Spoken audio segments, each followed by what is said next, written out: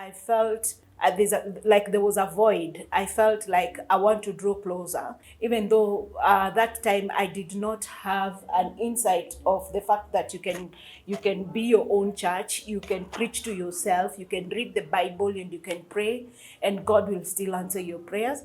And to also show them that you can be a church for yourself, and you can also pray for yourself. You can read the Bible by yourself. You don't have to be behind some building. You don't have to be behind a pastor somewhere telling you to do this. Can you rap like one song for us? Yeah, I can try. Bring it on. I can try. Look at the situation they got me facing. I can never know my life. I was raised by the streets, so I gotta be down with the whole team. Too much television watching got me chasing dreams. I'm an educated fool with money on my mind. Got my 10 in my hand and a gleam in my eye.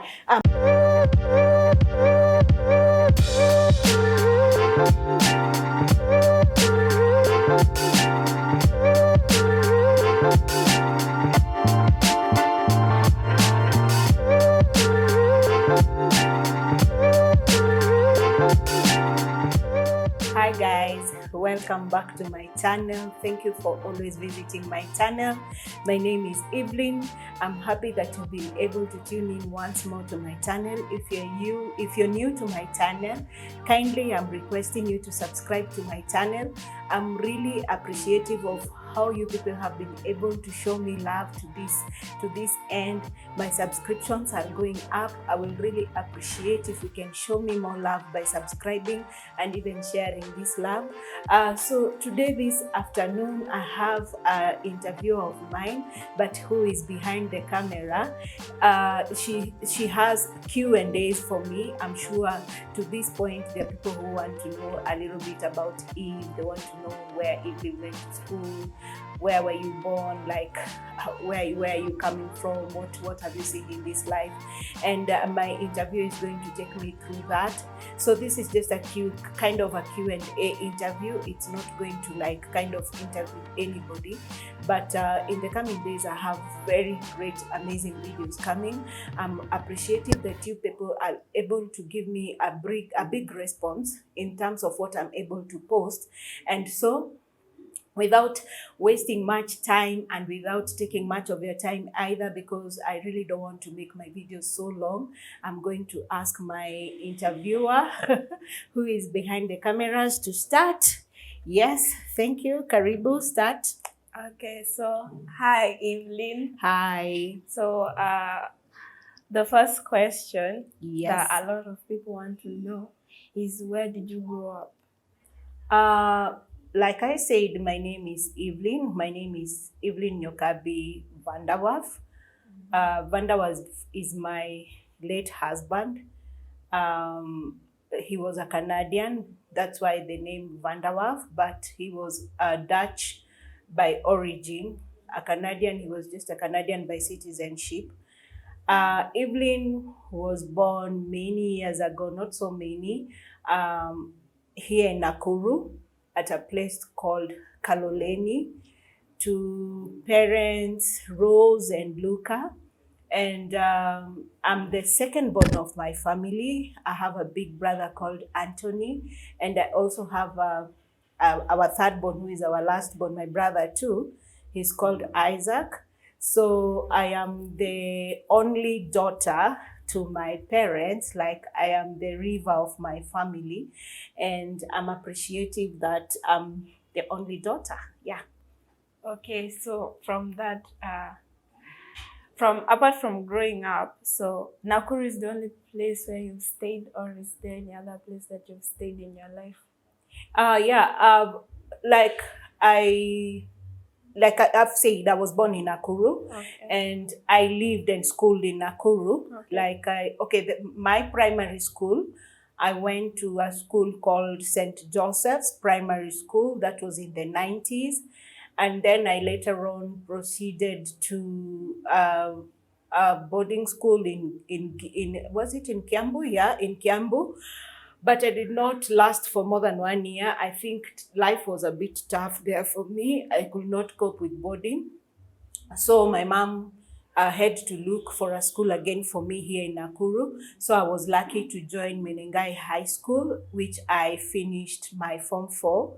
After Form 4 is when I later on proceeded to Nairobi and I joined the Kenya Institute of Mass and Communication, where I did journalism. Yeah. So now that you've raised the issue of school, which was my second question, Yeah. you say you went to do journalism. Yes, I In did which journalism. institute was that? I did journalism in Kenya Institute of Mass and Communication in Nairobi, South B. Okay. It was a government institute. Yeah. And did you proceed with journalism? Did you finish the course or? I think when I went there, I first started with a certificate and then I later on went for diploma. But unfortunately, I could not really pursue further because of unavoidable circumstances. But then I was able to do attachments in places like Kenya Broadcasting Corporation.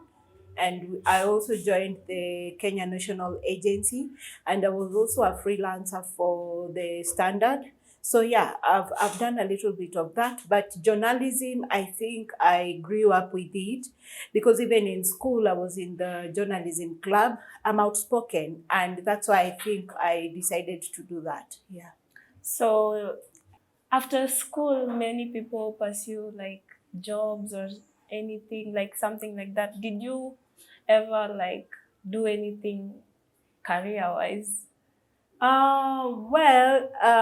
As a matter of fact, well, after like that is after college, I really didn't do much about career. Like I didn't do much about like going to school and things like that. I started like hustling because at that time I had already gotten my firstborn, which is a daughter. She's now about 18 years of age. And so I felt like I really need to start working so that I can start providing for my baby. And it is in this vent that I found myself doing different kinds of things. I was in the health supplements business. I worked with Greenworld, and I also worked with some health agencies in Tanzania. I think I worked in Tanzania for 5 years selling supplements. And I also found myself working at a surveyor's office here in Kenya. I was doing kind of I was like a personal assistant for him, but he later on died. And so after him dying again, I was jobless. So I decided now to start like hustling myself out. And I think up to this date, I'm still a hustler. So you said you did journalism. Yes. And that you did not proceed with it. But would you feel like maybe if you would have taken that, would it be better if will it be better off than what you did after, like the business stuff, being a hustler and all? I don't think so. I think the hustling has made me kind of get to meet a lot of people and also to see life from different perspectives. Like I've told you, hustling has made me go through to different nations. I've been to Uganda, I've been to Tanzania. So with this hustling, I've been able to know so many things, and also I've been able to like see life in different dimensions. Which you see in journalism that time, you must have been knowing a who and who to be actually given a job, or like also be given a chance to even just read or write. But I'm happy like nowadays you can be a journalist of yourself, because you see with what YouTube is doing, and also we have the social media platforms which allow you to kind of like, you can speak, you can talk, you can write, you can do anything. You don't have to go to those TV stations anymore. You don't have to go to those radio stations just to prove that you have a talent. Yeah. Okay, so we are still on you. So you said you have a family. Yes, I have a family. So can you tell us more about your baby girl, the first one, or do you have more now? Yeah, okay. I first got my daughter when I was 22 years. And then later on, I was still hustling and I did not really want to be in a family of like kind of getting married. But then after Tanzania, sorry, after Tanzania, I came back to Kenya, and it is in this time that I felt I want to look for a companion or for like somebody to live with, maybe a come with risk affair. And so that is how I ended up. I joined a dating site, and that is how I ended up getting my late husband. That's how we met, and that's about 10 years ago. Okay, we did not have any children of our own. What we decided to do, we kind of adopted kids, about 4 kids, but not legally adopting, but it's kids who have their own parents, but they come from a poor background. And so that time we felt like we were so blessed, and I think we're still blessed. We felt, since I only had one daughter, so I felt like, yeah, why not? I can have these kids in my house. And even after my husband passed on, I was able to still keep these kids.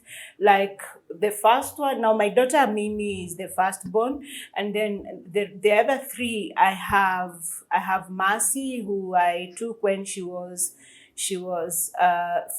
5 years, and now she's 14 years. I also have Michelle, who was 5 years too that time, and now she's 14 years. I also got a small girl from Uganda, the border of Uganda and Kenya, that is in Teso. I took her when she was 2 years, and now she's 10. And later on in the process, I got my own son, who is 5 years old. Yeah. Oh, okay. Yeah. So, judging from what is going on in the country, Yeah. so do you engage in politics? What is your take on politics at this moment? Can I call myself a politician? No. I don't know if I love politics as it is right now, especially here in Kenya.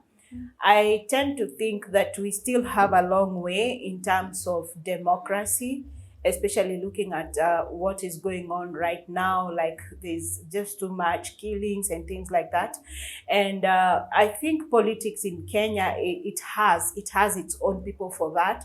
And I also tend to think, or I tend to feel like kind of politics is a way of wasting time. If you really don't have much to do, you can end up in politics. But if you have things to do, if you're busy, if you have like your own jobs, if you have your own businesses, and again you also have a family you're raising, I don't think I have a vent in politics. Yeah. So, if you were to change the situation in the country as for the moment, what would you do? What do you think you will do as a person to change the situation or to change the demeanor of what's going on in the country? In terms of politics? Yes. Oh, there's too much that needs to be done, man. Hey, there's just a lot that needs to be done.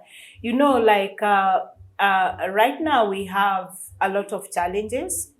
Like the economy is super bad right now.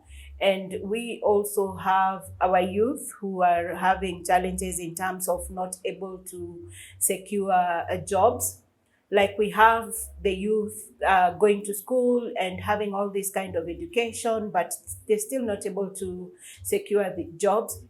And I think our government has a lot to do in terms of trying to kind of deliver the fruits that they promise the youth, especially when they're doing their campaigns. Because you see, I think the youth have a lot of hope in our government, and I also tend to feel like our democracy system too needs to be looked at, because sometimes there are things you can't say, no matter if it is really like saying what you feel, you end up getting a lot of bashment and things like that. And so Yeah, our government also needs to look at the way of like the living system of how the hustlers are really suffering. Like the economy is super tough on them, and like they have a lot of hope, hoping that the government can be able to do something. Even though yes, the whole world is facing challenges. It's just not in Kenya alone. But I feel like in Kenya we have ways that we can be able to kind of bring a system whereby it's gonna be comfortable for everybody on board. Yeah.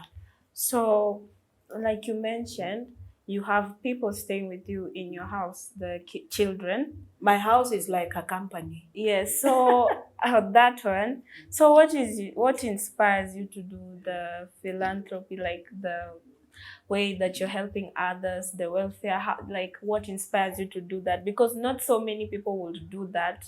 In to be honest, like no one can take someone and just help them and you're not getting anything back. So what inspires you to do that? Is it like a thing or is it something you've always wanted to do?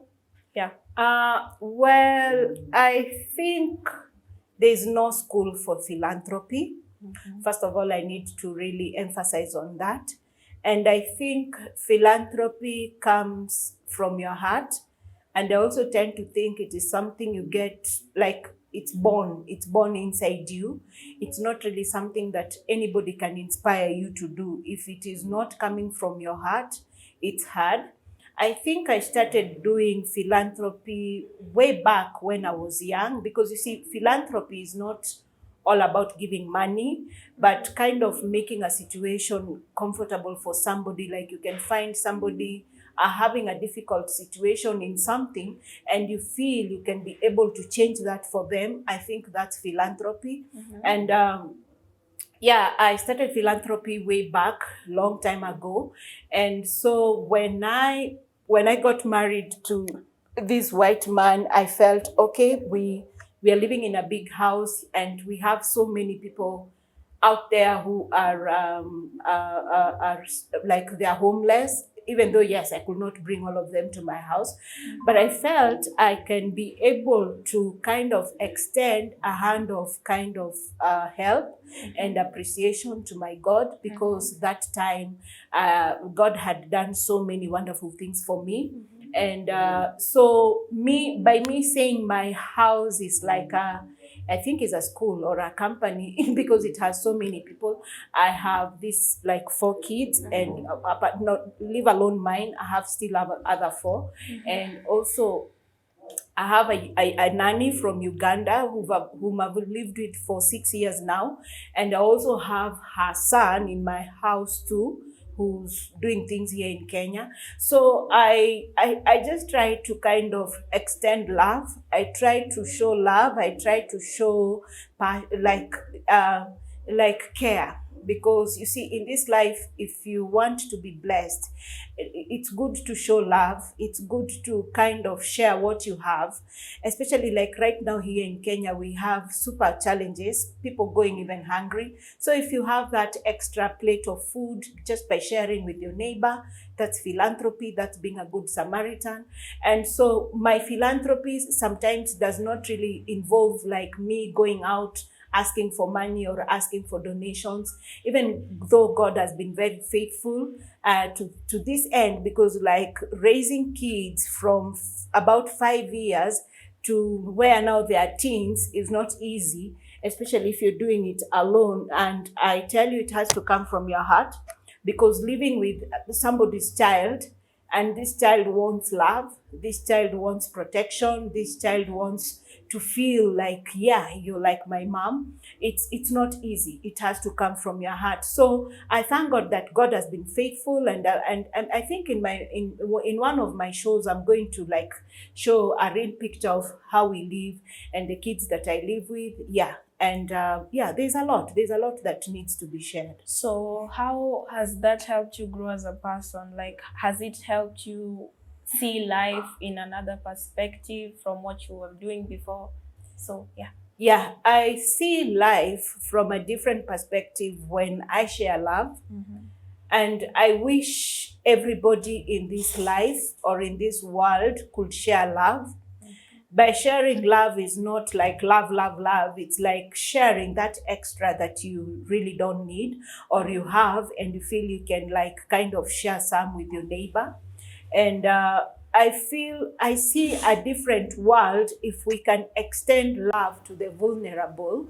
Because sometimes I ask myself, like where I live, the neighborhood that I live, it is a neighborhood of big mansions, like there are mansions around me.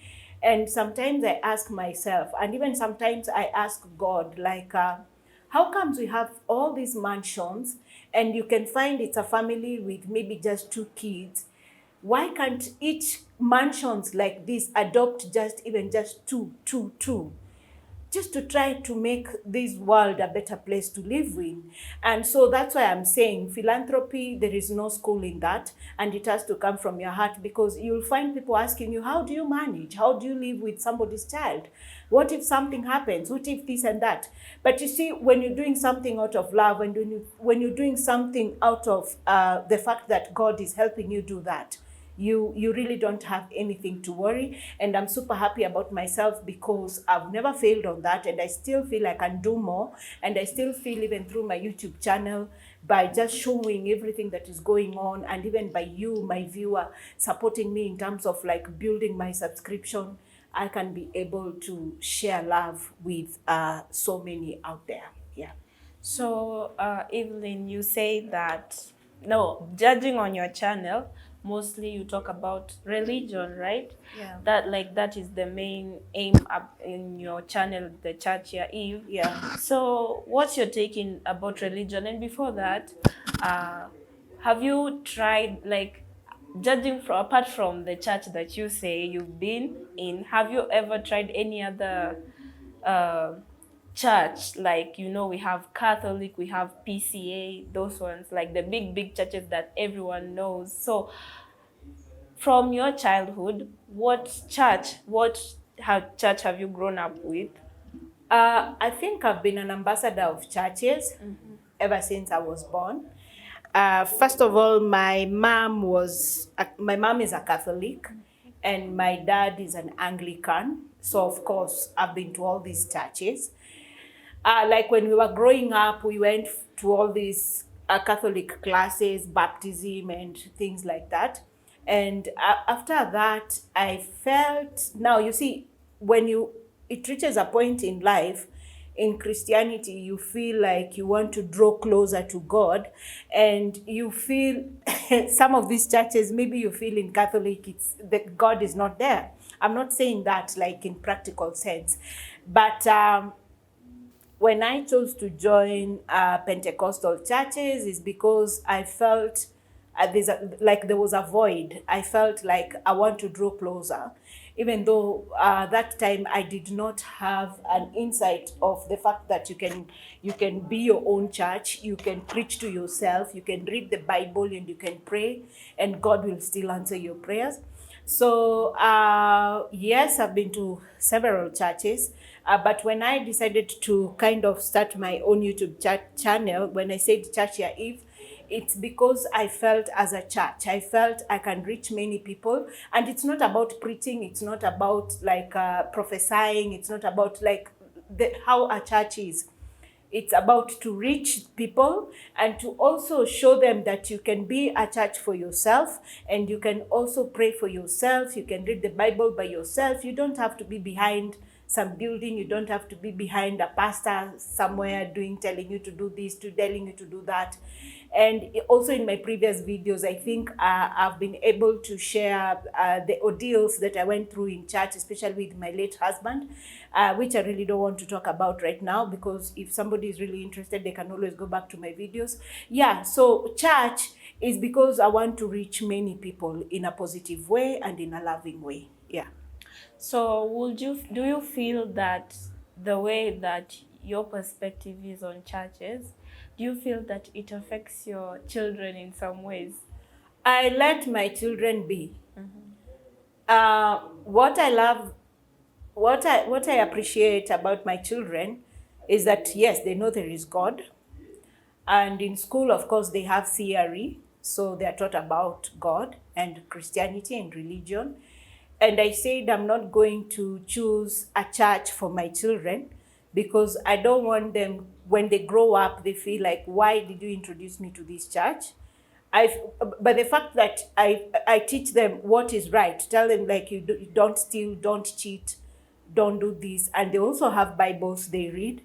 And also when they have these cartoons they watch, and also there's also these teen programs that are Christian based, and they're able to learn so many things about Christianity and church.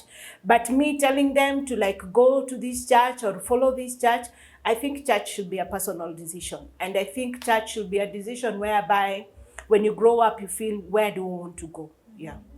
So, apart from all that, let's go back to your you yourself. Yeah, me. So, what do you feel your personality is like? Are you what do they call it? Are you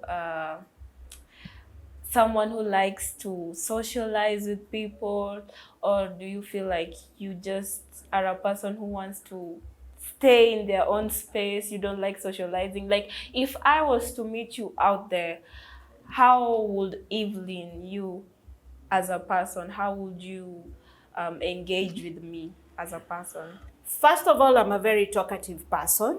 That's what I know about myself. And I'm very social, and I can relate with any kind of person.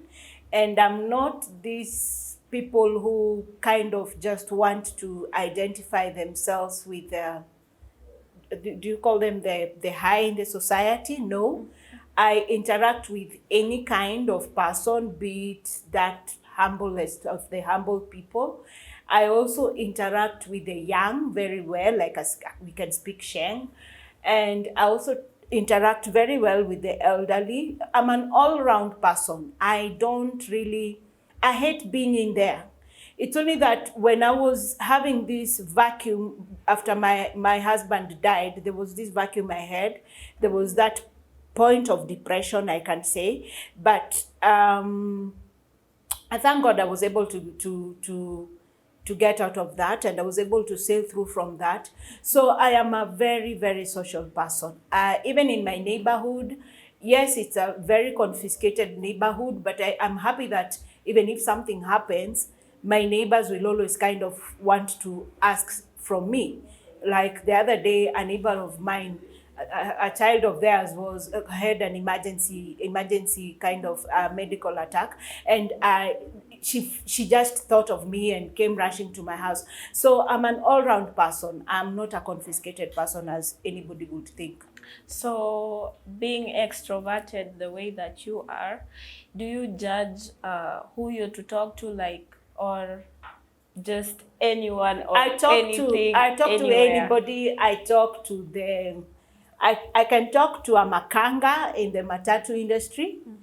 I can talk to a mama mboga anywhere, and we like have a very normal conversation.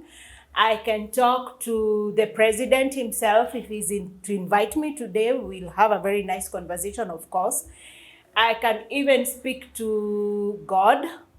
Yeah, there's a way I speak to God. So I'm an all-round person. If with babies, I'm very good with babies, by the way. I'm very good with kids. I take them to fun places. I showed them nice games.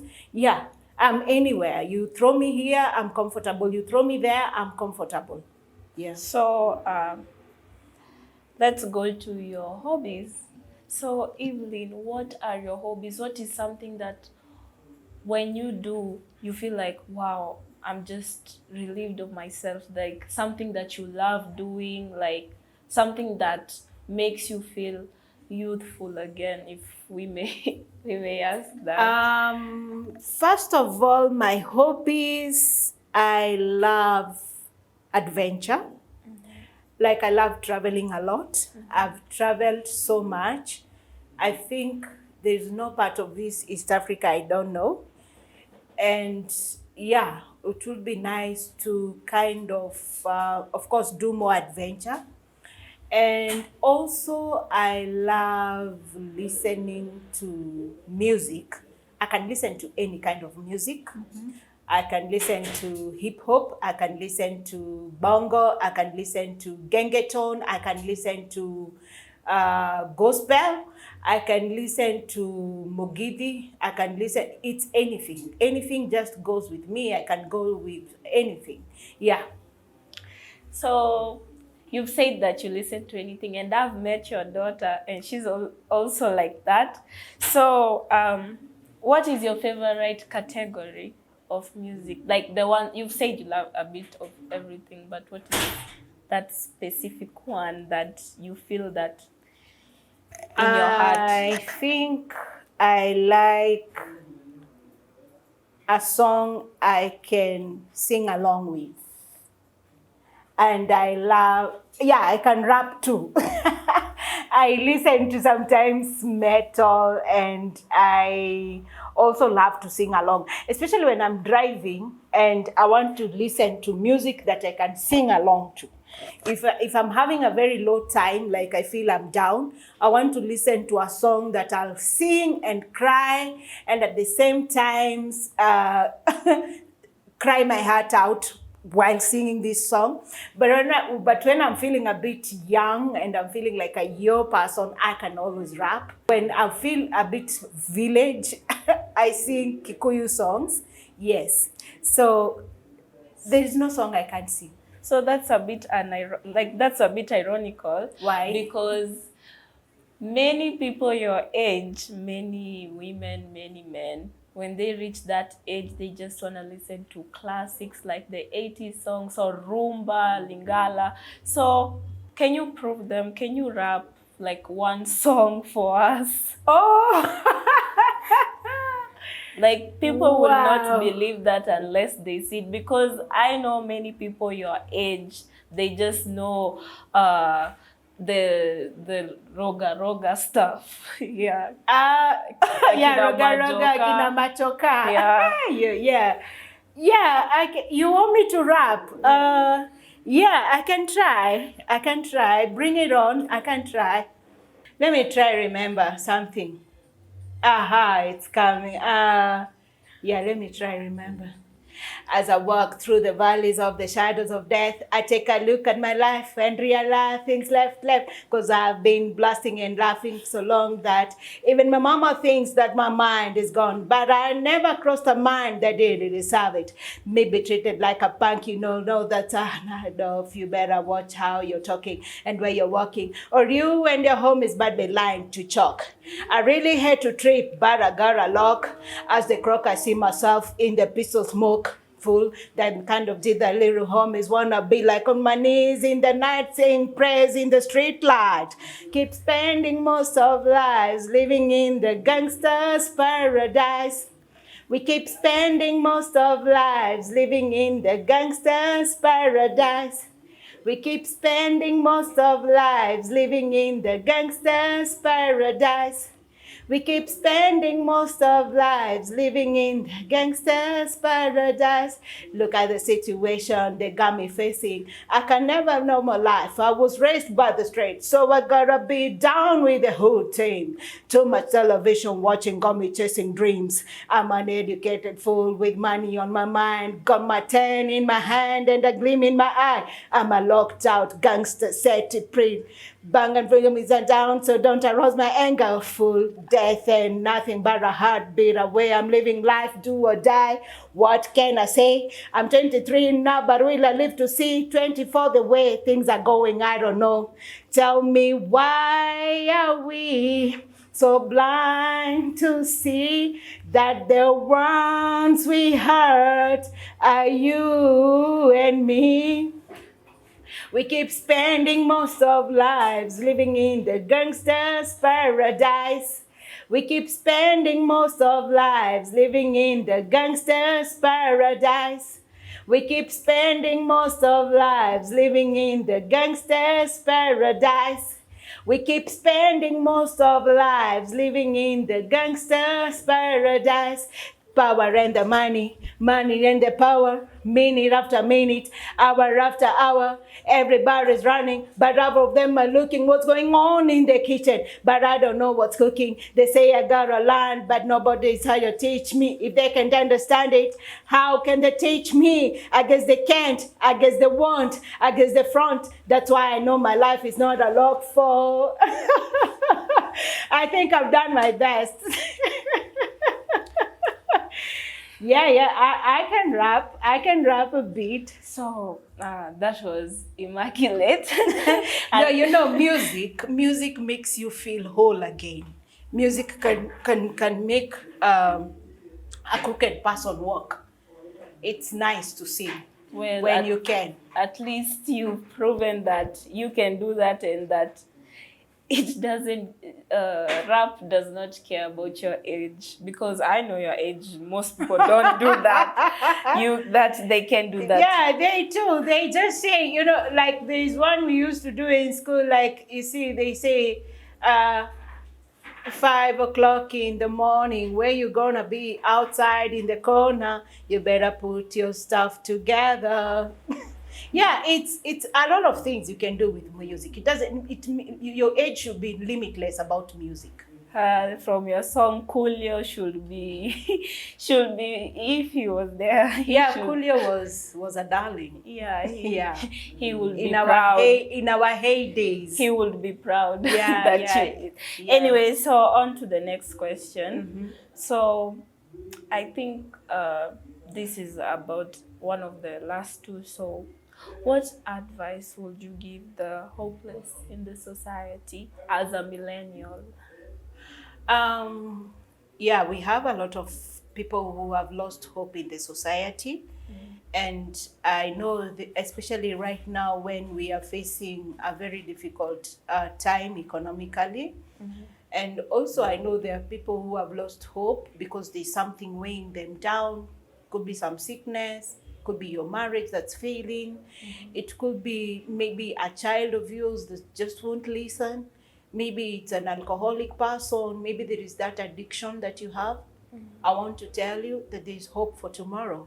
Like I tell people, and I've said this always in my videos, like as long as you've not been buried, like no funeral has been done on you, you still have a chance to soar higher. It doesn't matter where you are right now. It doesn't matter what you're doing. It doesn't matter what you're going through. There is hope for tomorrow. You just need to kind of know, like, you live what you believe. If you believe you're going to die from poverty, yes, you're going to die from poverty. But if you believe you can be able to change the situation for yourself and like turn things around, yeah, it will come back to you. If you're sick, there's that sickness that just won't go away. Yeah, I know to battle things like cancer sometimes can be so difficult, but just don't give up yet until that last point. Even in that last point, know there is a miracle that can still happen. I still believe in miracles. As much as there is so much today, people don't believe in miracles, but I believe in miracles. I've seen miracles happening in my life, and I've seen miracles happening in other people's lives too. So don't lose hope yet. If it's that marriage, just be positive about it. But if it gets to a point it's abusive and you feel like now this is life-threatening, yeah, you can always walk out. You can always go. But for the hopeless, especially for people living under the poverty line, as long as you've not died, you can do something. You can do something. Like I tell you with YouTube, I'm seeing people changing their lives. Like I've seen people being empowered by this YouTube. I tell you, if you have just a phone, a way of accessing the internet, record anything. You never know, it can go viral, and that will be the beginning of your journey to good life. So we have hope for tomorrow. Yes, we have hope for tomorrow. Be it whatever situation, there is always hope, and never give up in life. Yeah. Okay, so your channel, your YouTube channel, your Church Your Eve, how do you feel that it's creating impact to those people who watch you? How do you feel it has created impact? Because a lot of people discuss the religious stuff, or as you see in YouTube, a lot of channels, they talk about failed marriages, or what's it called, how people are going on with lies, the likes of, let me give you an example, like the Lynn Googie channel, right? So how do you feel that your channel as Chatia Eve is creating impact, or is different from the others that are out there in YouTube or any other platform?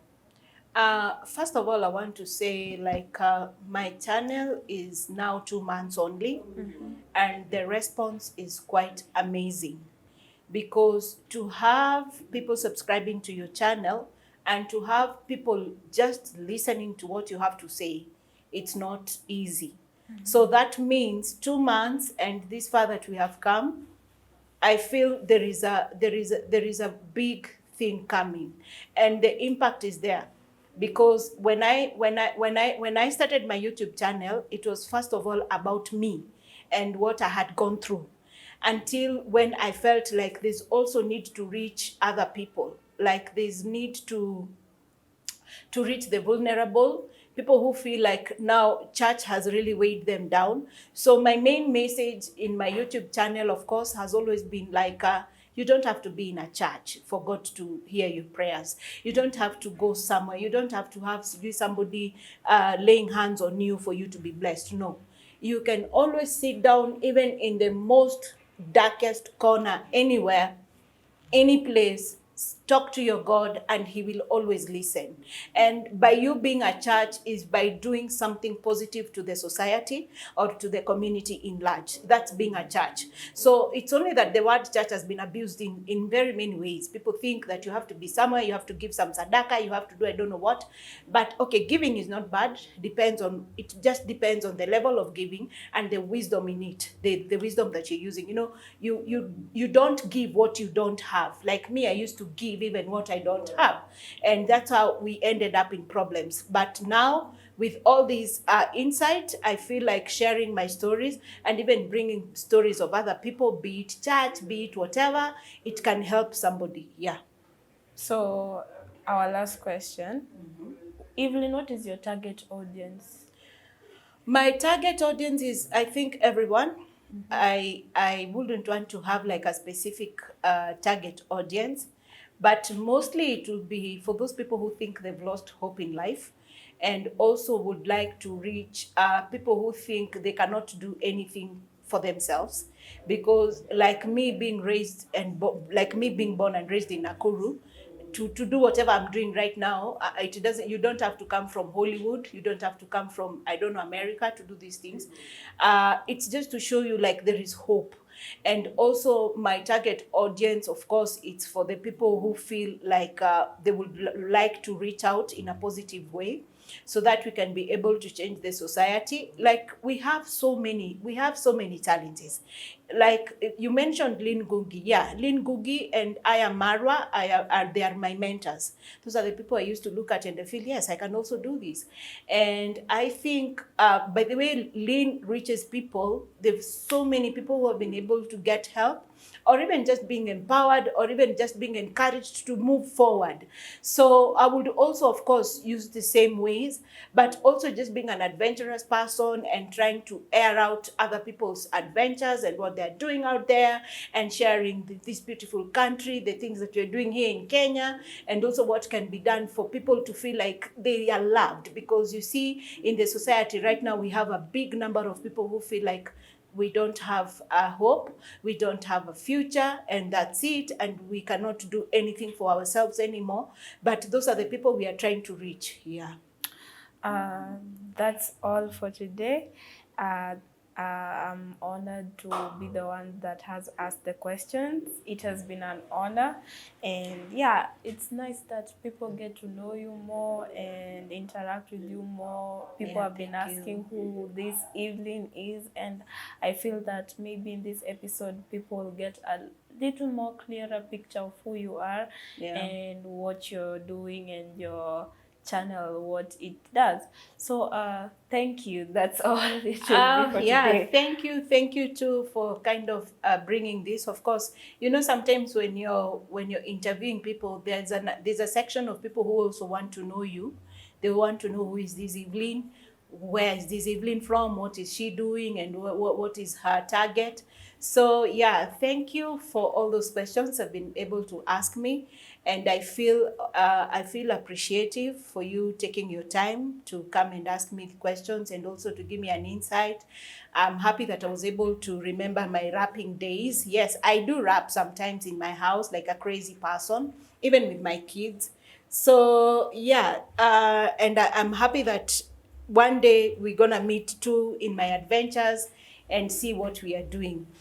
So guys, thank you for taking your time and for listening to this amazing video.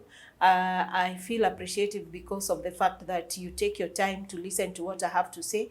I know I have a long way to go, but this far that I've come, or this far that we have come, it is you and me that have been able to make it possible. I tell you, without you touching that subscription, without you taking even your 10 minutes to watch what I have to say, I don't take it for granted. I don't take it for granted at all.